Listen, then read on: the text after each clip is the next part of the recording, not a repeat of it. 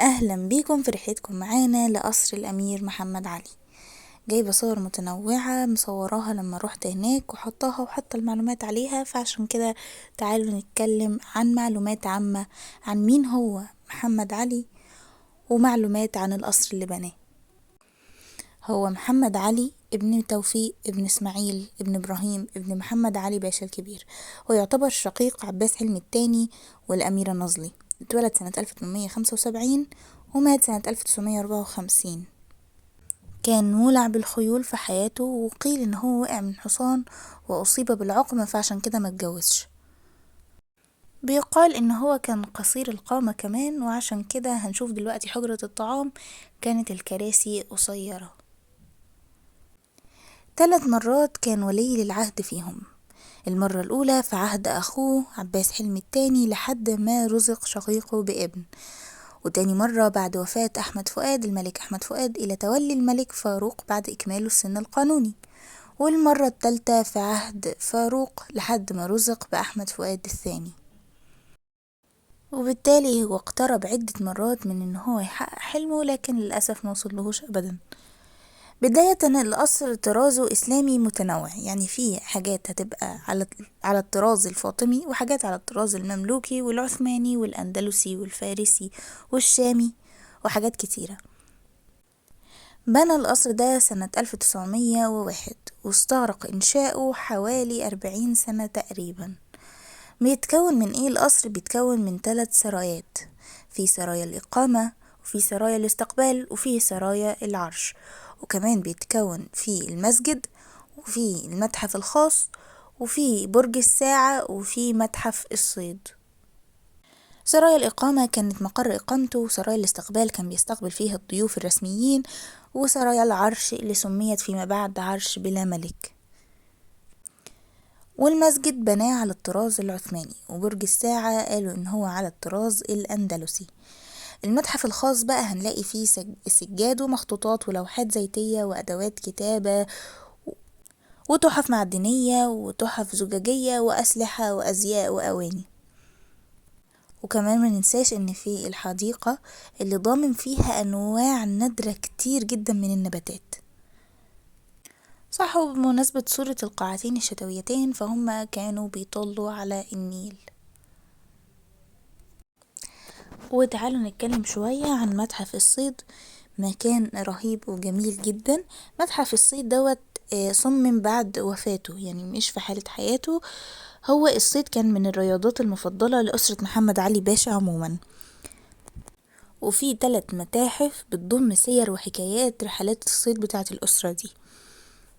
ومتحف الصيد في قصر الأمير محمد علي هي تعتبر واحدة منها.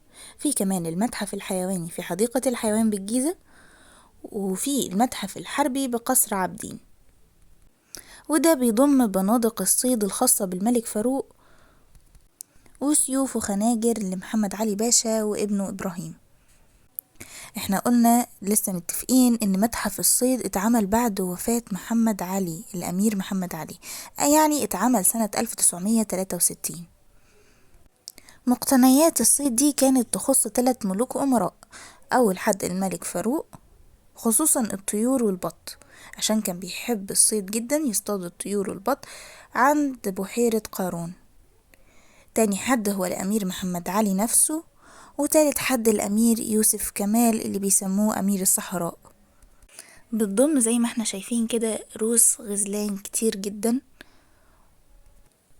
وكذلك روس حيوانات مفترسة كتير جدا زي الأسد وزي الجاموس، وفي تمساح نيلي وقط بري وسلحفاء بحرية وحاجات بديعة سبحان الله.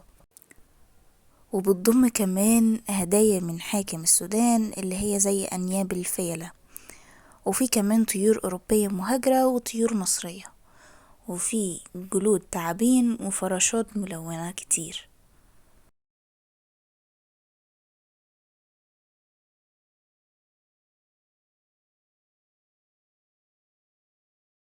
هنا مثلا في حيوان اسمه الليمور، وده ذئب، وده أرنب، وده ثعلب اسمه فينيك فوكس.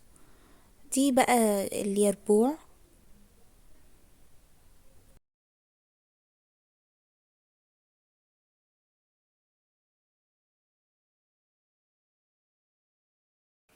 وده النمس.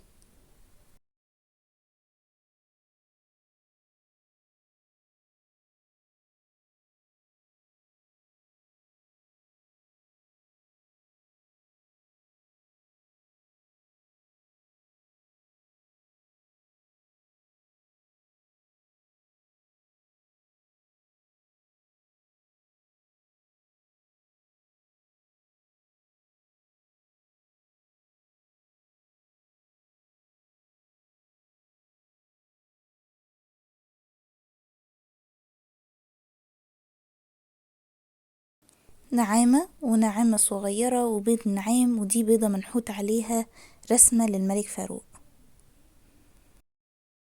وكذلك ده الطاووس.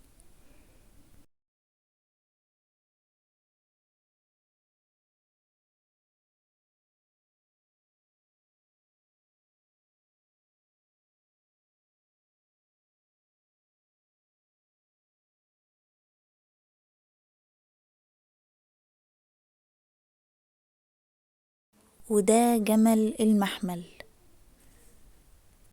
ودي كسوة الكعبة. دي صقور بأنواع مختلفة.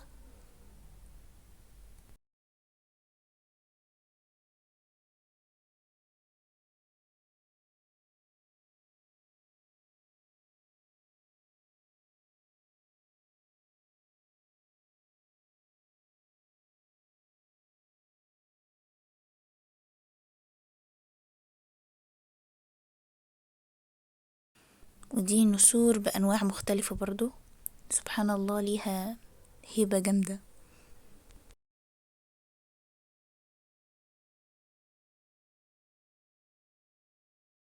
وهنا مجموعة مختلفة من الطيور الملونة، منها حاجات مصرية ومنها حاجات كانت طيور مهاجرة.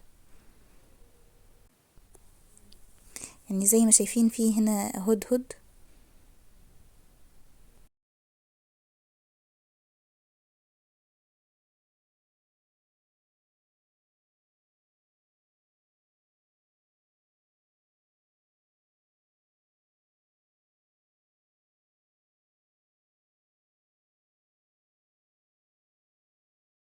ودي برضو بومة بأنواع مختلفة وفصائل مختلفة.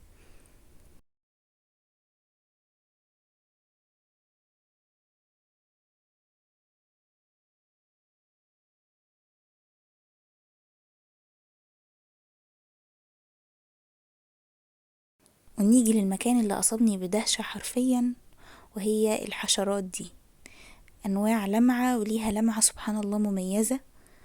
وكذلك الفراشات كان ليها ألوان رهيبة سبحان الله.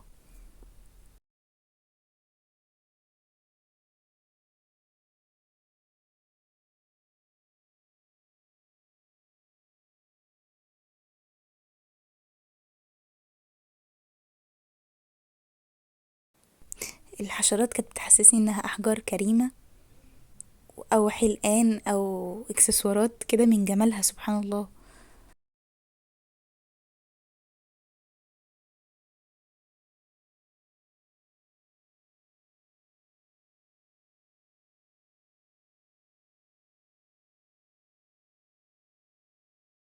وهنا في زواحف بأنواعها، تعابين، وفي ضب، وفي حرباء وحاجات كتيرة.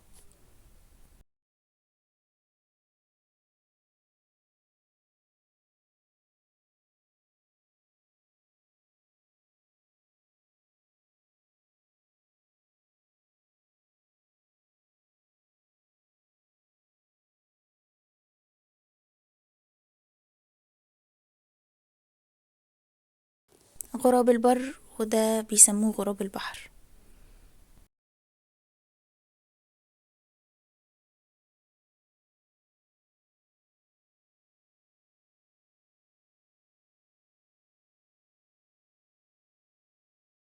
لا دي فرخة وديك عادي. وده بيقولوا هيكل الحصان الخاص بالأمير.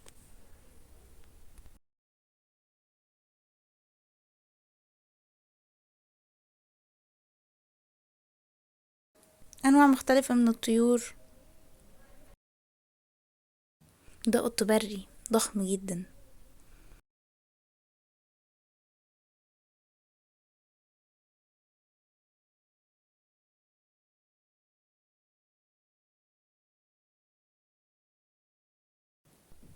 ده بيسموه دجاج السلطان.